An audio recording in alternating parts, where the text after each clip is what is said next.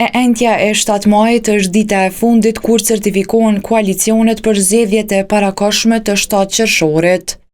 Deri të mërkurën pasdite është regjistruar vetëm një koalicion, i përbërë nga 2 parti politike bosnjake. Partitë e mëdha parlamentare deri tash nuk kanë deklaruar se do të garojnë në koalicione. Armen Zemaj nga Lidhja Demokratike e Kosovës ka theksuar se kjo parti do të garojë si subjekt në vete, por nuk përjashtojnë bashkëpunim me individ, struktura apo parti të vogla, të cilat kanë qenë edhe më herët partner të LDK-s. Lidhja Demokratike e Kosovës do të garojë nën siglen e saj, LDK, por do të ketë bashkëpunime me individ, struktura, ndoshta edhe parti të vogla të cilat kanë qenë edhe partner të LDK-s. Dhe tash nëse ka mundësi, ka hapësirë ose ka dakordim programor edhe ideologjik që ta udhëheqim qeverinë e ardhshme të Republikës së Kosovës.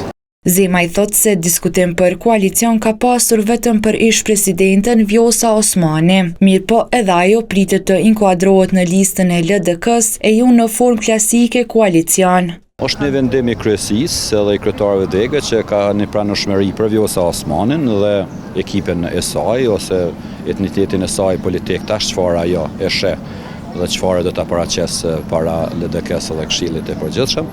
Dhe Këshilli i Përgjithshëm si organ vendimmarrës do të jap dritën e gjelbërt nëse eventualisht ka edhe subjekte tjera politike që veç dakordohen që të jenë pjesë e listës së LDK-s në këtë garë zgjedhore. Edhe Aleanca për Ardhmërinë e Kosovës do të garojë vetme në zgjedhjet e 7 qershorit, pavarësisht diskutimeve të mëhershme për mundësi koalicioni.